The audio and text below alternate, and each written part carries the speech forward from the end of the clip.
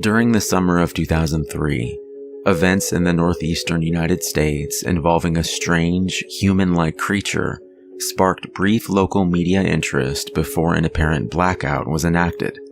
Little or no information was left intact, as most online and written accounts of the creature were mysteriously destroyed.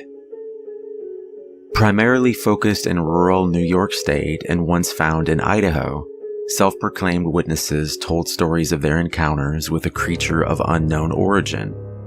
Emotions ranged from extremely traumatic levels of fright and discomfort to an almost childlike sense of playfulness and curiosity. While their published versions are no longer on record, the memories remained powerful. Several of the involved parties began looking for answers that year. In early 2006, the collaboration had accumulated nearly 24 documents dating between the 12th century and present day, spanning 4 continents. In almost all cases, the stories were identical.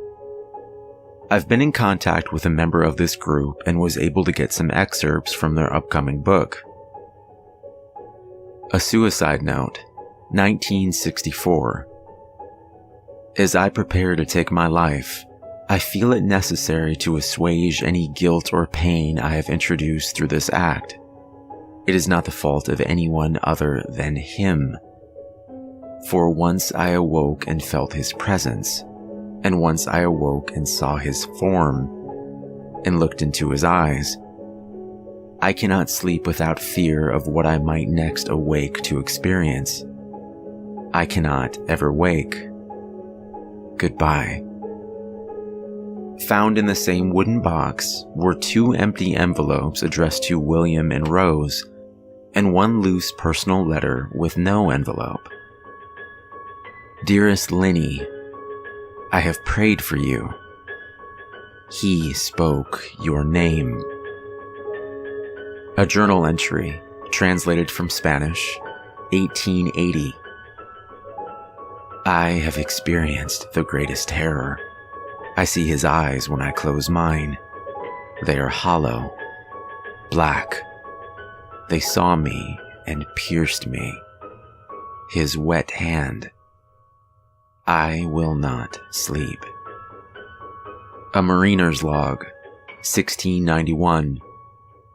He came to me in my sleep. From the foot of my bed I felt a sensation. He took everything. We must return to England. We shall not return here again at the request of the Rake. From a witness, 2006. 3 years ago, I had just returned from a trip to Niagara Falls with my family for the 4th of July. We were all very exhausted after a long day of driving, so my husband and I put the kids right to bed and called it a night. At about 4 a.m., I woke up thinking my husband had gotten up to use the restroom. I used the moment to steal back the sheets, only to wake him in the process. I apologized and told him I thought he got out of bed. When he turned to face me, he gasped and pulled his feet up from the end of the bed so quickly his knee almost knocked me out. He then grabbed me and said nothing. After adjusting to the dark for a half second, I was able to see what caused the strange reaction. At the foot of the bed, sitting and facing away from us, there was what appeared to be a naked man, or a large hairless dog of some sort. Its body position was disturbing and unnatural, as if it had been hit by a car or something.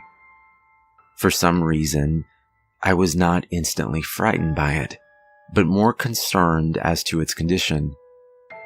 At this point, I was somewhat under the assumption that we were supposed to help him. My husband was peering over his arm and knee, tucked in the fetal position, occasionally glancing at me before returning to the creature. In a flurry of motion, the creature scrambled around the side of the bed, and then crawled quickly in a flailing sort of way, right along the bed until it was less than a foot from my husband's face.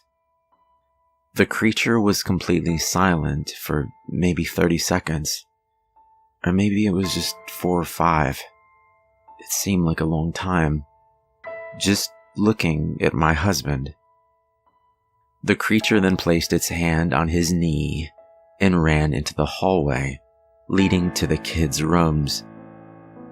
I screamed and ran for the light switch, planning to stop him before he hurt my children.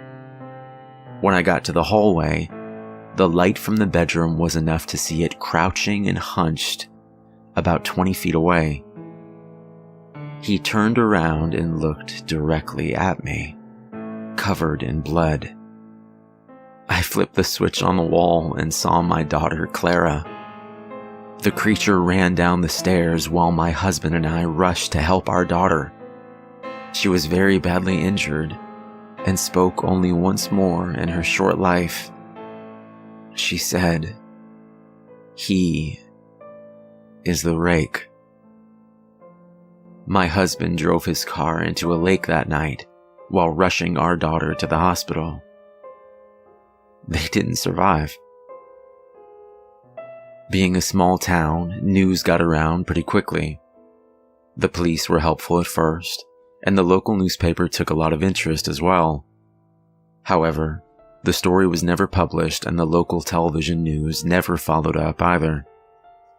For several months, my son Justin and I stayed in a hotel near my parents' house.